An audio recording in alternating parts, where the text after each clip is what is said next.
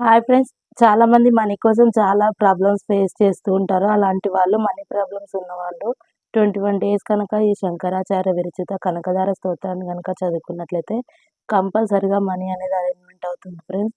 నేనైతే చాలా సార్లు ఫేస్ చేశాను. నాకు ఇది చాలా వర్కౌట్ అయింది. అందుకే మీకు ఒకసారి షేర్ చేస్తున్నాను.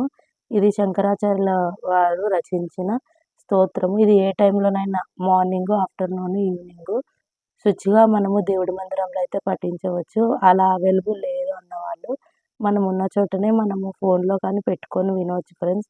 ఇది మంత్రం అయితే ఇప్పుడు మీకు చెప్తాను. వందే వందార్ మందారమిందిరానంద కందలం అమందానంద సందోహ బంధురం సింధురాననం అజ్గం హరే పులకభూషణమాశ్రయంతి భృంగాంగనేవం కులావరణం తమాలం అంగీకృతాఖిల విభూతిరపాంగలీలమాంగల్యదాస్తు మామం దేవతాయః ముగ్ధా ముహుర్వదన ప్రేమత్రపా ప్రణిహితాని గతాగతాని మాలాదృశో మధుహరిహోత్పలేయాస దిశతు మే గరసద్భవాయః విశ్వామరేంద్రదానదక్షమానందహేతురధికం మురవిద్విపోషి.